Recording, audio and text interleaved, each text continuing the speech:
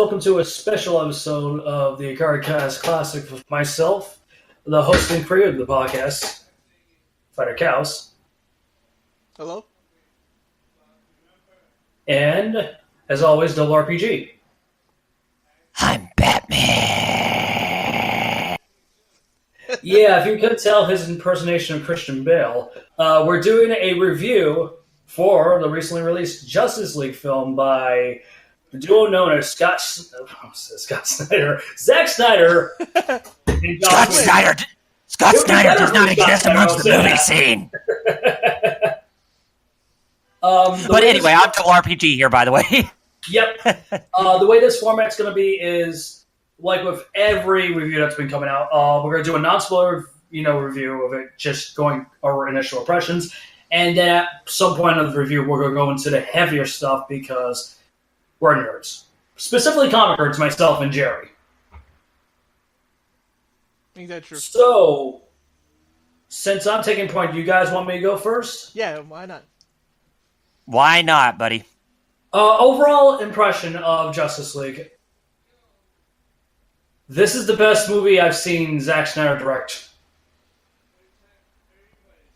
And that's unfair to say because he really didn't direct Justice League, did he?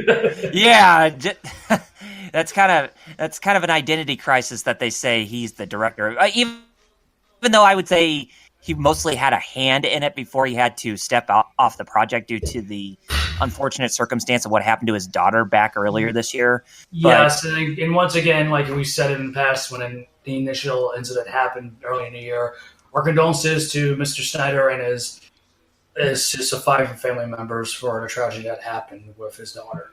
That was a real shame to hear that not only happened, but during the process of him finishing this journey that he started way back in 2009, 2010 with Man of Steel. It's a shame that he didn't have a chance to finish off the trilogy he started with, even though it's been a really, really mixed vision, not only with the entire universe of DC, but specifically with his interpretation of the Man of Steel himself, Superman.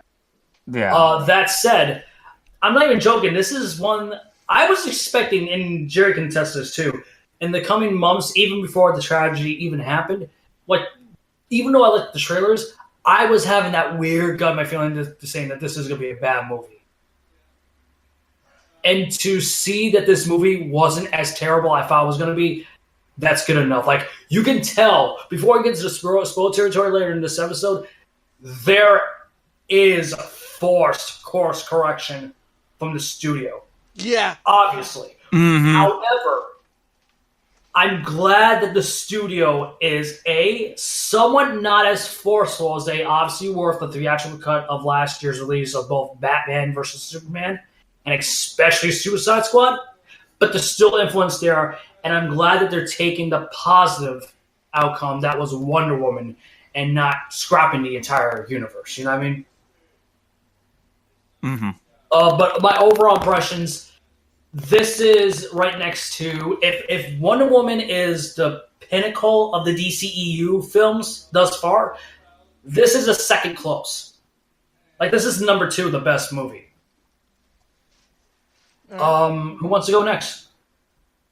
I'll let Double R go. I'll go last. Okay. Cool. All right. So my overall thoughts of the movie. I was kind of in the same boat as you, Jeff. I was kind of had that gut-wrenching feeling in my stomach. It's thinking that it was possibly going to be a bad movie because of Zack Snyder's involvement. But for what it is, I would definitely go as far to say that this was probably his best work in the involves Superman mostly, but yeah, definitely the best stuff that he's done by far. I mean, at first I was kind of put off by some of the things that were, some of the minor annoyances that were in the movie, but for what it is, Justice League, it does have a lot of heart, especially when it comes to the characters and the story, even though I felt that it was kind of disjointed at times, especially when it comes to the tone, because it seems like, for me personally, it kind of went, it seemed like they were going in the same direction as BVS in terms of the melancholy tone at first, but then when But when it came all, we're watching an episode of Super Friends or the old Justice League cartoon from the 70s. It just all of a sudden it turned into that dynamic. All of a sudden, that lighthearted tone more. You know, it's funny. It's funny you bring that up because I agree with you. It does have that darker tone, but I think it works best here because it feels more of the it feels less dark compared to the dark sadness tone that we got with both MOS and especially BVS, and more of a grounded tone that we felt through the Timverse / Diniverse. Like for example, this felt like an episode. Basically, what I'm getting at is it felt overall like a lost episode or a pilot episode for Justice League, the 2000 cartoon. Yeah. Oh yeah. I mean, oh yeah, definitely. But of course, but when you compare those two, of course, the old Justice League cartoon, a lot more magic and heart. When you it's superior, of course. Don't get me wrong. Yeah, but this one, it wasn't as terrible. But I kind of wish there was just a tad bit more consistency when it came to at least the overall tone of the movie, because like I said, I felt there were time, especially at the beginning, that it seemed like they were going for that same style, but then at the end it seemed like it did a complete 180 all of a sudden. Right. But when it comes to everything else, I mean, I wasn't really a fan. Well, even though the movie did end off greatly in style, but I wasn't that big on how it just seemed like that final ended abruptly as it did. I was kind of hoping there would be more, but for what it is, not Batman vs Superman, since that was the most inferior of Zack Snyder's work, but when compared to the 3 that he's worked on, Justice League, I'm definitely seeing it as a step in the right direction for the future of the DC Extended Universe. It's not as superior as Wonder Woman per se, but when it comes to Justice League, it does what it does. So I would definitely say it's definitely worth the watch and definitely worth the buy when it comes out on Blu-ray. But I agree, and it's funny you bring this up too because I was even talking to Jerry about this yesterday when we came out of the movie theater. This is a great movie for DC fans. But there's one problem that it does not succeed with. I don't fully agree with the Rotten Tomatoes score, but there was one main reason why I agree that it got a 48%, which is superior in my eyes to that of BVS. Mm-hmm. It's a great movie for fans of comics. It's a bad movie for overall audience members. Thanks for stealing my point. I was going to say that. Sorry, I wanted to bring it up because I thought you were going to bring it up. Since we're on point, Jerry, why don't you give us your impressions? Yes, go right ahead, Jerry. I'm done with my 2 cents. Yeah, I'm done with my 2 cents as non-spoilers, of course. Yeah, of course. So, pros and cons. I'll go with that. Pros is step in the right direction. It's respecting the comic sources this time. Like the characterization of the characters, although some would say... To a point, because I think we're going to get a lot into the spoil territory with Steppenwolf himself. Yeah. That's what I was going to say. Excuse me. What was my train of thought? You were saying that it was characterization, one of the more respectful of the films in the universe as far in regards to respecting and you are right to a point, because some characters are still kind of... And like you said, we will get there when we get to spoilers. Oh, yeah. But, again, a lot better than before. Especially Superman, which, again, we'll get more into spoilers. Why he's more accurate. Specifically one scene we're talking about. Yes!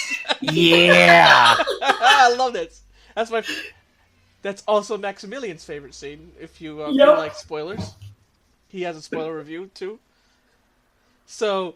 The pros, like I said, characterization, steps in the right direction. As a whole, with its tone, steps in the right direction. Not perfect. Again, you guys are right.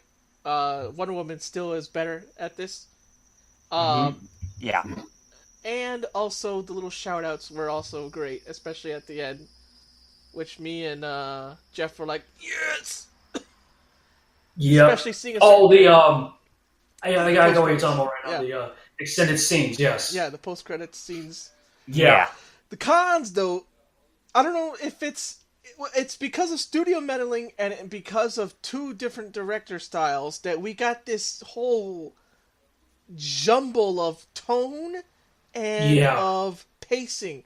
Pacing was crazy. It was like, hey, your backstory is all right. Let's go on, and that's because the studio was like, you got to make this 2 hours. You can't make it any longer.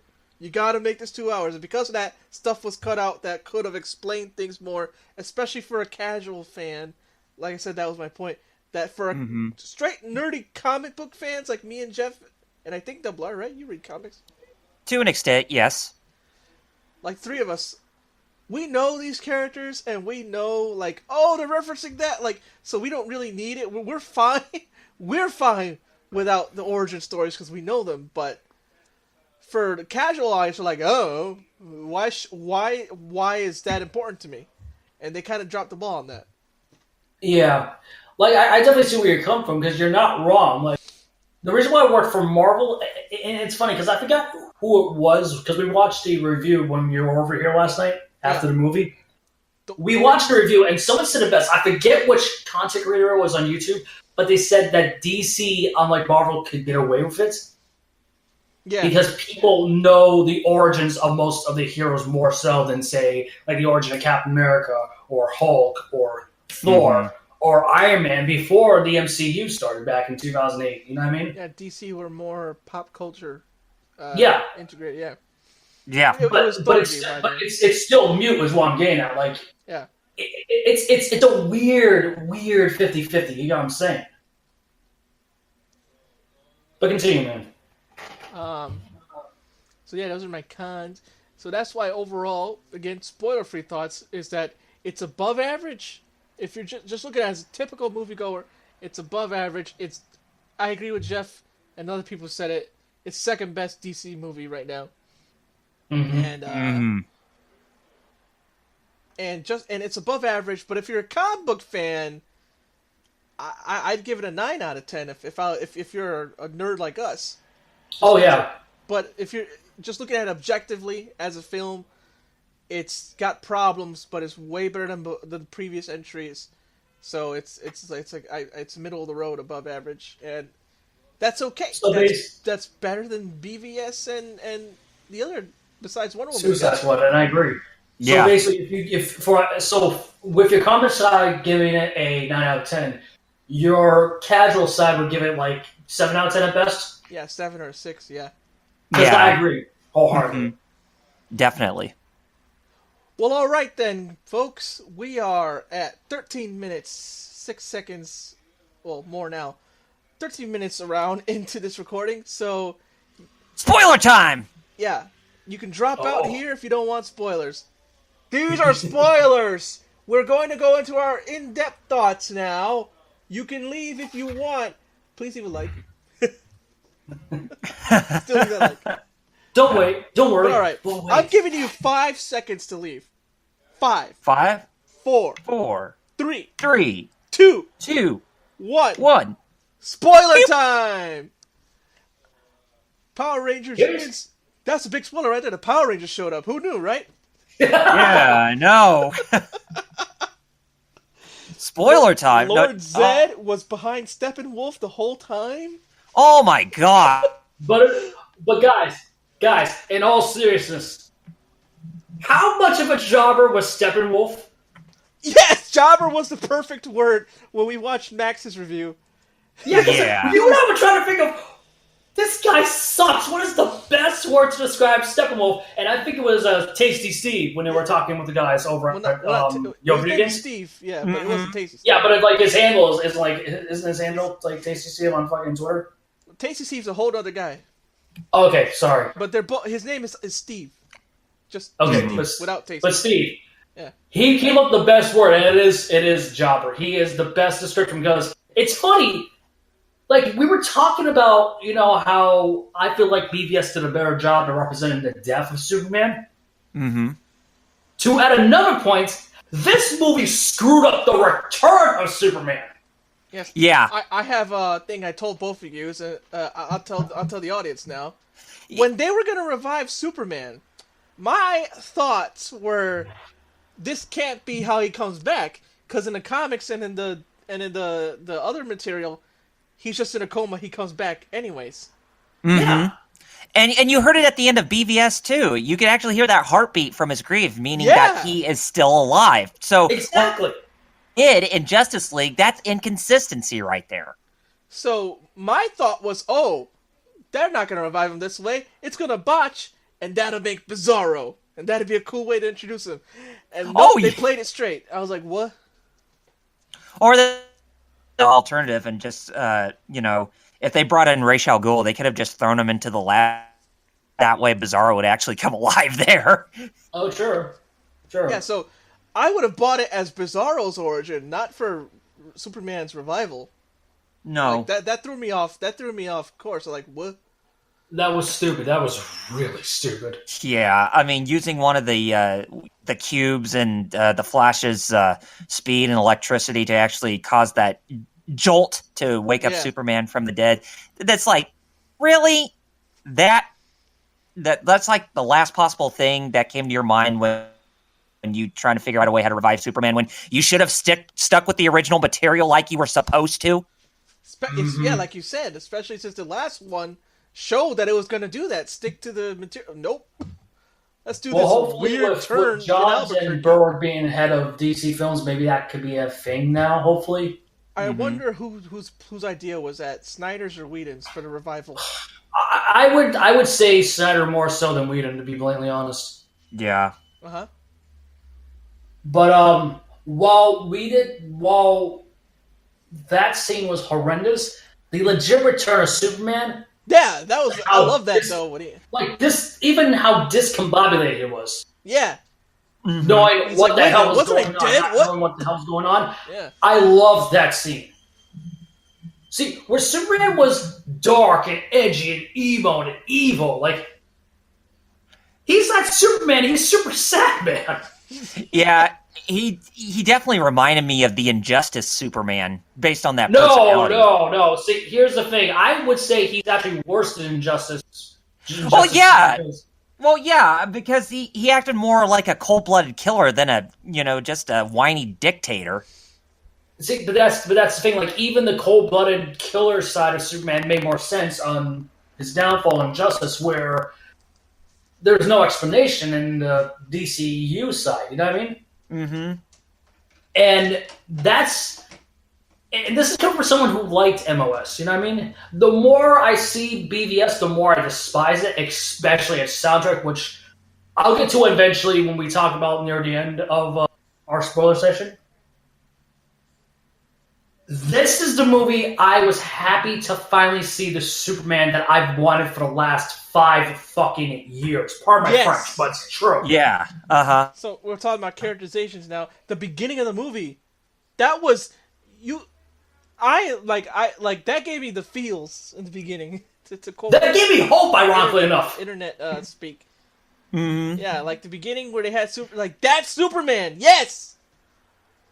Like him talking to kids, him being hopeful, him being cheerful, him smiling. Yeah. That's Superman right there. Yeah, that humble personality of what he's supposed to be. It only took when did Man of Steel come out? 2013. 2013. Oh, was it 2013? Wow. Yes, it was. So it only took 4 years? Oh wait, no. 2014, wasn't it? No, 2013. I think you're right, dude. Oh yeah, it was 2013. Yeah. Yep. Uh-huh.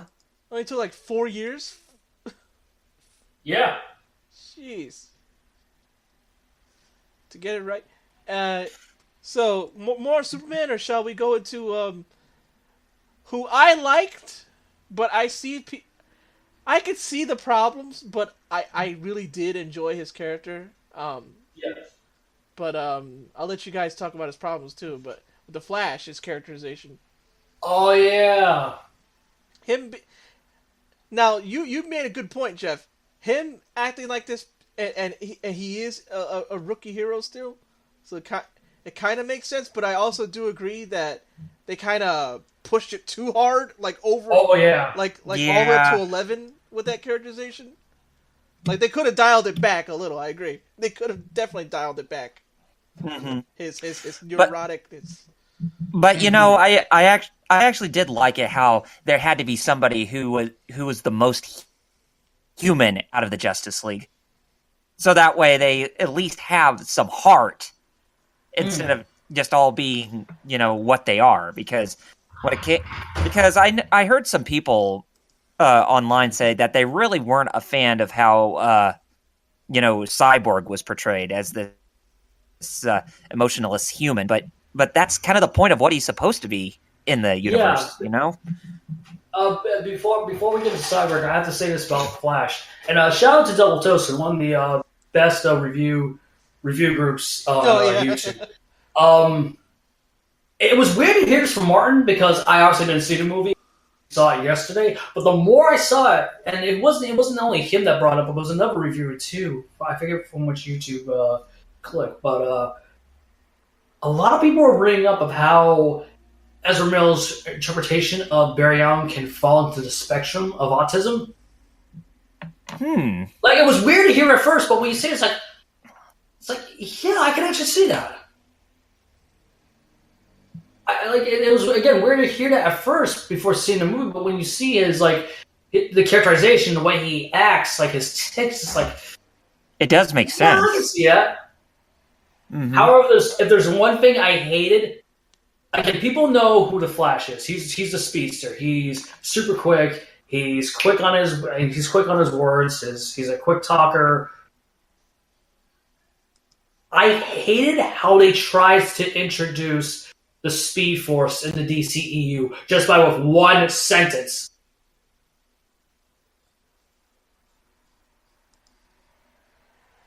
What was Ezra Miller's one sentence?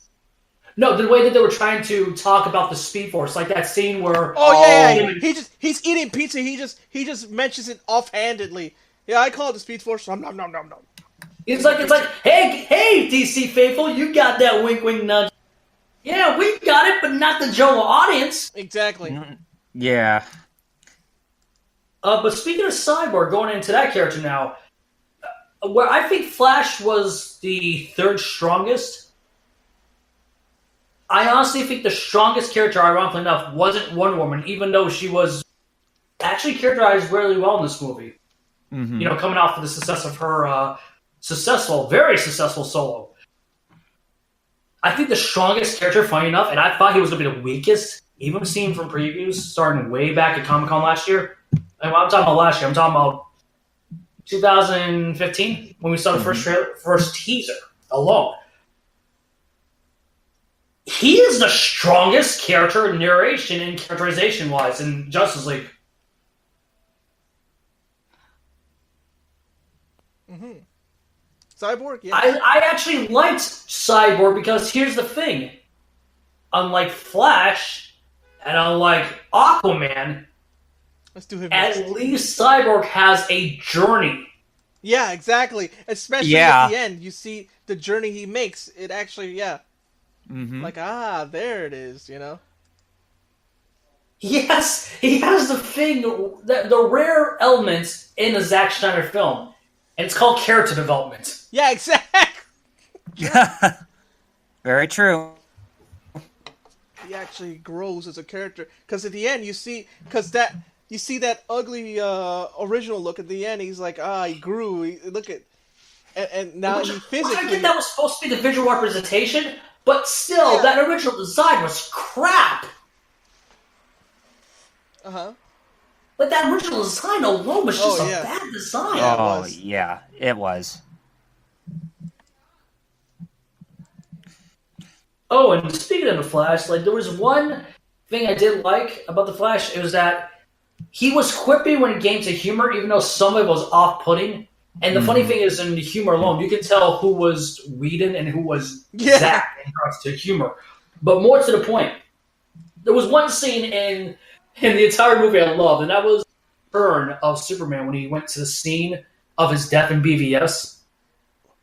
And he was seeing about everyone in the league. And there was one specific scene where my favorite scene. where our boy goes into the Speed Force trying to get a quick hit on him. Yes. And you see all of a sudden the slow turn of Superman's gaze going to the Flash, and he's going like, "Don't think I see you, because I see you. I'ma see about you." And you don't even have to see that the Flash, he is scared. It's like, oh, fuck. I've never seen, right? I have never seen true terror in my life until that night when we saw the movie. I love that scene. He's just like, yes. Yeah, boy, I'm coming for that booty. And Flash like, no. Because it's like, oh, you thought nobody could even match your speed, huh? Exactly, and that's my point. There's humor that actually legitimately works well. Yeah. Another scene, it falls right after when Superman leaves with Lois after it being Batman's contingency plan. Yeah, that line, and I think it is. The more I think about it, I think it was a Joss Whedon. It does sound like his quirky humor. Mm-hmm. When he's on the ground laying, it's like. It's not word for word, but it's in the same style of, oh, something did break. Yeah. You know what I mean? That worked. You know, I understand people don't like Batman to be humor. They want him to be humorless. He wants to be the straight guy, and I get that. But unlike with Tony, with the progression he's going for the MCU, especially where they are right now in that universe, the universe's timeline, that's what Bruce should be, especially after being Mr. Punisher in fucking BVS. Oh, yeah. You know, probably my bust out laughing moment was during in that one scene when you have Batman, Wonder Woman, Cyborg, The Flash, and Aquaman when they're going to Russia for the final confrontation with Steppenwolf when they're on the plane or whatever that mobile fortress that they're in before they go into the final battle is when Aquaman is sitting on the Batmobile and he's contemplating how, that they're possibly going to die. What? Oh, no, I'm laughing because I know what you're talking about. Yeah. Yeah, when he's contemplating that it's probably better to die than having to fight, but then all of a sudden the way he was talking just goes in a complete 180 and he's just admitting how awesome life is, and he feels like he made really good friends and all that, all that bullshit shenanigans that you actually hear them say when, they're trying to break down. But then all of a sudden he looks and sees that he's being detained by the lasso of truth. And then he throws it down. And when I just saw that on there, saw that on him, I just could not even stop laughing because, Aquaman has been, was a real smug son of a bitch throughout the whole movie, but just seeing that change in character of him alone based on, something with the lasso of truth, it just made me be like, oh, okay. So at least there is a good light side to Aquaman after all. And then I agree, but that was my biggest problem with the entire movie, besides the jobber that's Steppenwolf. The weakest link in the league wasn't Wonder Woman. Wasn't Superman. It wasn't Batman. The weakest link in my eyes was Aquaman because that was the only character development he got in a 2-hour movie. Yeah, and that. But of course, I would agree with you that was, with him being the weakest developed, but just in terms of that, development alone and just watching it, and then I couldn't stop laughing, and then all of a sudden he just walks over to Barry Allen and says, you better not tell one soul about this. It's like, okay, so there goes back his original persona of what he is. Yeah. Because for me personally, I actually liked it when he was, contemplating how great life is. Because that kind of actually made me like the character better. I'm hoping that's the character we get from Jason Momoa next year in his solo. Because that's the personality of Aquaman that I wish to see, not the grim dark that we sadly got from the too. Yeah, I mean, I love that run from both Jeff Johns and Jeff Parker. Don't get me wrong; they're great runs. Mm-hmm. The thing that's been missing from the DCEU, it's not the fact that it's dark. There's no levity. You know what I mean? There's no counterbalance for the darkness to have some, upbeat tones or some light elements. You know what I mean?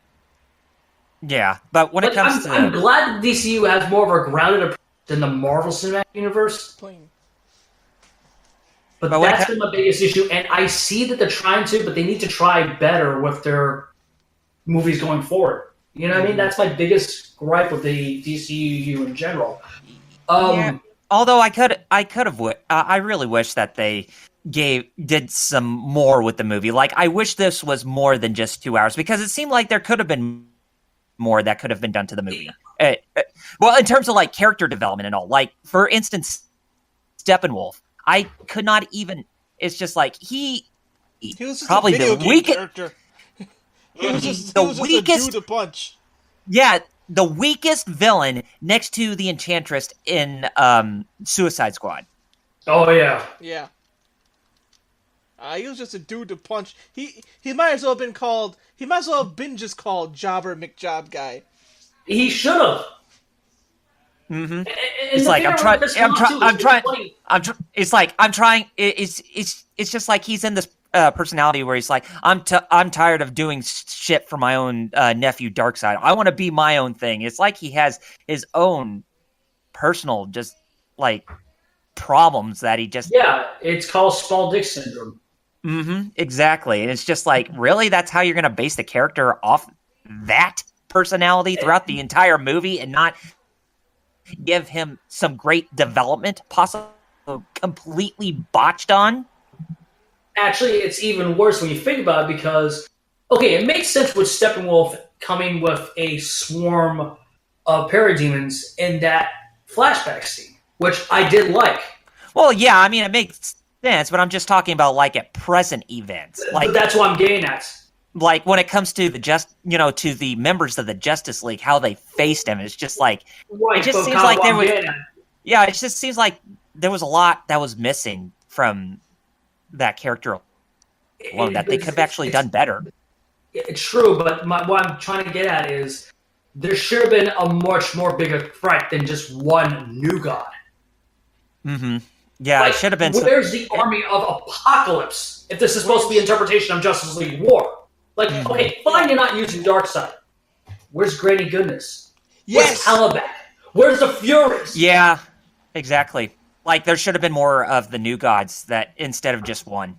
That's my biggest issue. Yeah, I think that, and I would agree with you too. That's my biggest pet peeve with them.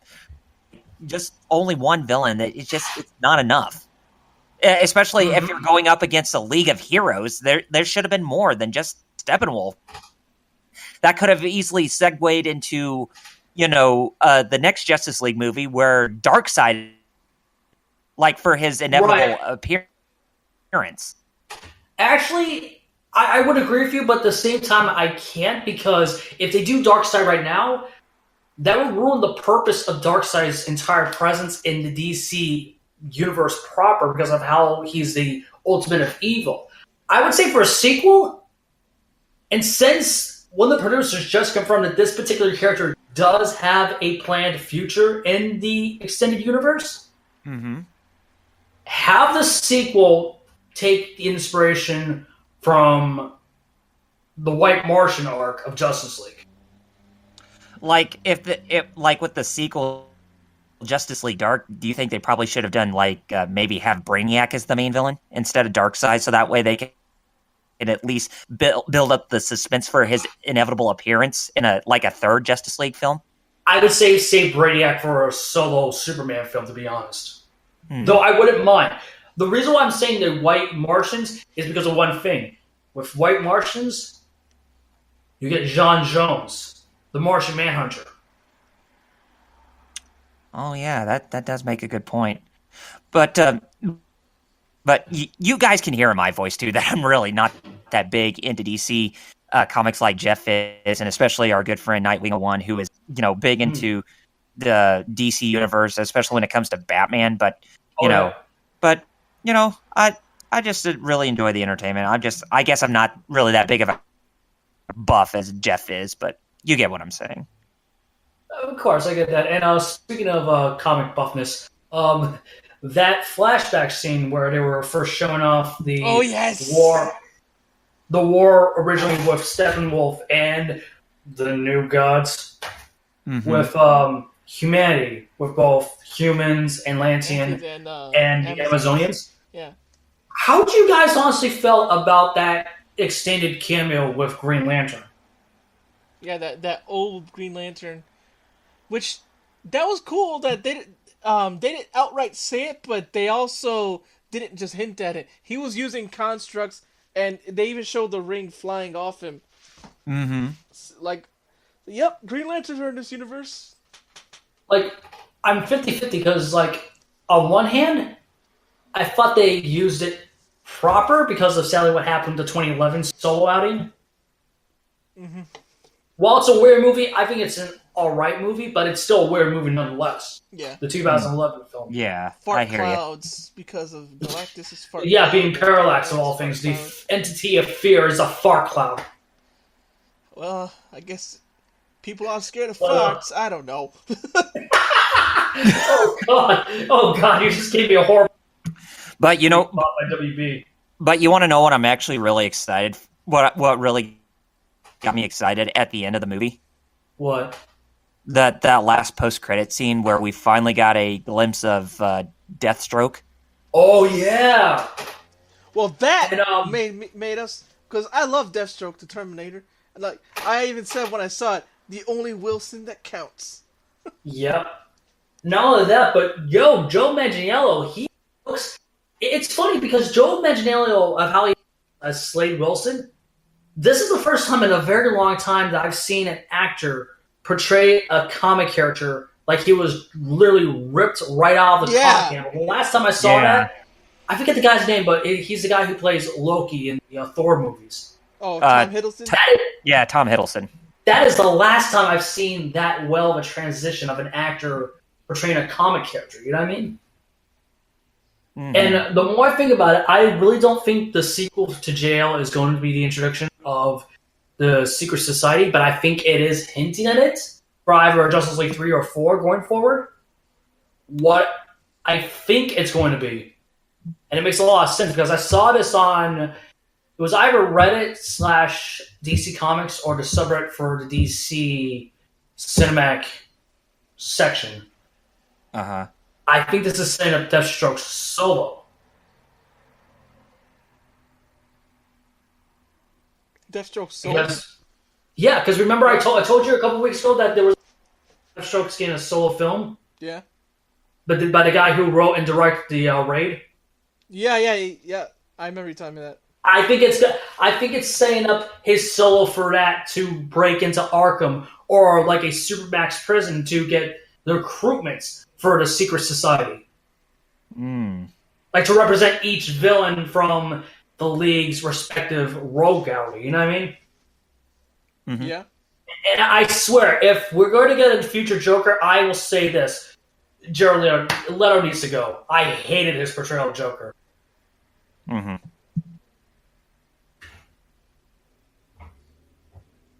How people felt about Pepple think this review is worthless. Pepple. Blam this piece of crap. Yeah, and that piece of crap was BTS because where Jesse Eisenberg, a lot of people thought he was irredeemable because of his weird portrayal as Lex Luthor in BVS. While it felt like a whiplash, I actually like this portrayal more in that scene of JL. You know what I mean? Yeah, he didn't. He didn't seem like he had that personality where he was still acting like Jesse Eisenberg. He actually acted more like what Lex Luthor is supposed to be. Yeah, he was acting less like the Riddler and acting more like of the Lex Luthor we've been wanting for years in the live action space. You know what I mean? Mm-hmm.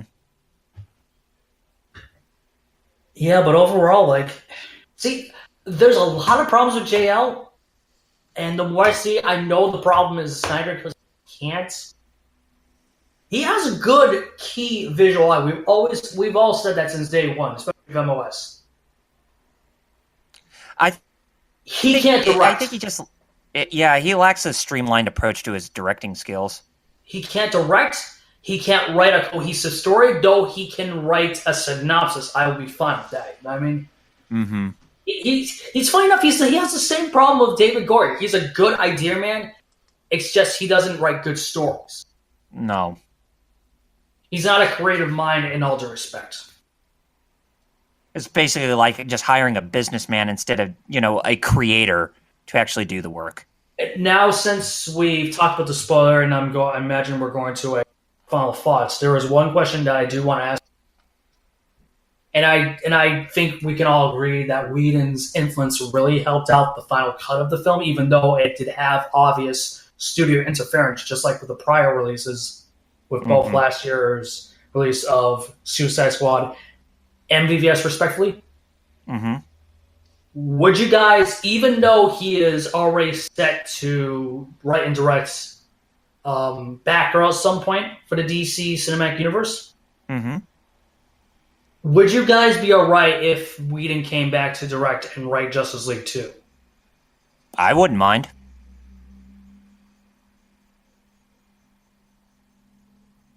Jerry, what are your thoughts? Yeah.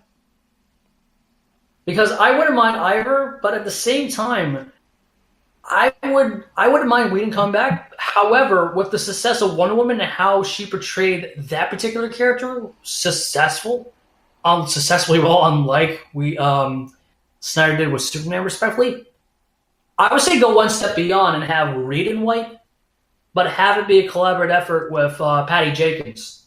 Yes, let her at least let her guide them, because she's the one exactly who knows like what she's doing.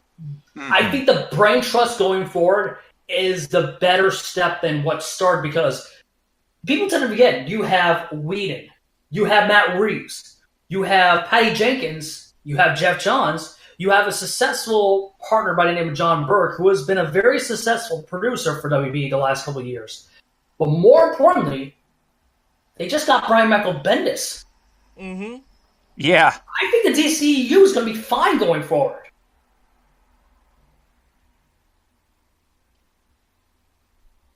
Yeah, but closing thoughts. From do you mind if I go first, guys? Yeah, go ahead. Go ahead. Okay. Closing thoughts. Even though Wonder Woman is still my personal favorite in DC, coming from seeing Justice League last night on its opening day, this is the better Zack Snyder DC film I've seen. Even Watchmen, because as I've gotten older and rewatched that movie, that is a cluster. That's a cluster of a mess itself too. Watchmen, funny enough. Oh yeah. Oh yeah. I think this is one of Snyder's best and only successful interpretations of being a director. Again, I'm not trying to throw shade at the guy. I'm trying to tell my honest opinions. It's just like he has a key visual look, but it's just the boy can't direct, man. No. He really can't. But with that said, I expected worse. I actually got a good movie, and I'm fine with it. For the comic fan of me, I loved it, especially as a DC guy. As looking as a general audience, it's like you wish you got more. You know what I mean? Especially with the introduction and the backstories of the characters, excluding Flash and Cyborg, and especially Superman, because I think those were the three highlights, including Wonder Woman, in the entire list. But overall, like how Jerry said earlier, if it comes to me it's coming from me as a DC fan. If Wonder Woman is a 10 out of 10, I would say JL is a 8 out of 10 as a fan. But as a general audience member, for me, it would be a solid 6 out. Mm-hmm. Well, So once again, next. So yeah, I'll go next this time. So my overall thoughts, like I guess I enjoyed it a little more because I gave it a 9 as a fan, and I'm not even as knowledgeable in DC as Jeff is. That's me, yeah. I mean, I know a lot, but this guy knows like. Remember we were reading Rebirth, and I was like, "Who are these dudes?" And you're like, "That's the future." I'm like, "Who? The Glip Glops?" I don't know. Now with Marvel, I'm the big guy on that, but anyways. Like, when it comes to Marvel, I know a lot, but now it's just like I don't feel like caring about Marvel these days. I don't know. Mm-hmm. But anyways, we were talking about the movie, right? Justice League, of course. Yes. So, like I said, like for me, this is a 9 as a fan because I'm a huge Superman fan. I always liked seeing him portrayed right, being helpful. Oh, yeah. Showing that, this dude ain't no pushover. Even Exactly, and that's one thing I agree with you. That is the biggest strength of that movie. They finally got him right after 4 years. So I came home happy as a Superman fan. I did like the Flash. I don't hate him. Yeah, I agree he could have been pulled back, but I did like him, and I honestly enjoyed him. Yes, he should have been dialed back though with the neuroticness, but yeah. I did like the neuroticness. I did enjoy that. They just need to find the right balance for that. Mm-hmm. So overall, yeah, like I said, 9 out of 10 as a fan, 6, 7 as a casual watcher who definitely would have wanted more. And it looks like this movie should have was originally going to be 2.5 hours, so maybe that's why some of it seems rushed. Who knows? Actually, it was, from what I heard, it was supposed to be a 3-hour movie, just like. So who knows? When that director's cut comes out, we'll wonder what our opinions will be then. From the sound of things, it sounds like there's not going to be a director's cut this time. Yeah. So when a director's cut comes out, who knows what our opinions will be. So yeah, how about you, Double R? I mean, what can I say? Justice League, I would definitely agree with you guys and say that it's definitely Zack Snyder's best work that he's done by far. But based on everybody else who is working on the DC films going forward without Snyder, I would say that the DC extended universe definitely has a bright future ahead of it. I mean, sure. I may have been put off by some things that may seem polarizing, but at the same time, I'm just like, for what it is as a companion get together type of film for bringing the team together, it definitely does what it's supposed to do. So yeah, definitely. So looking forward to Justice League Dark, which I think is the sequel. But no, that's totally different, dude. It's its own thing, but looking forward to it. Well, it's more of the mystical side of the DCU, like with John Constantine, Swamp Thing, Zatanna. Or it's the magic users of DC, yeah. So that's what Justice League Dark is. Yeah. Yeah, but I'm still hyped for that, like you are. Yeah, definitely. But yeah, I meant to say Justice League sequel. Sequel to this movie. Justice League 2. I know you meant it. Yeah. Yeah, whatever it is called. But I'm looking forward to that. But I'm definitely looking forward to the one-shot films on the heroes that were, as the new heroes that they all have in the works, like Nightwing, Batgirl, and all those others, and even Green Lantern.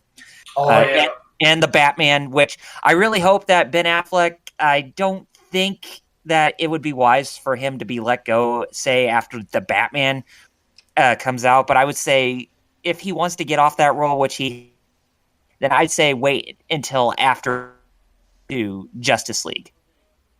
Honestly, since this is the third time we've heard that, not only from various sources, but directly from Ralph just recently, I agree with you too, but if he wants to let go, just have his interpretation of the Batman be killed off at the end, and for a sequel to be Battle for the Cowl, and the third movie be based off of Grant Morrison's run of Batman and Robin.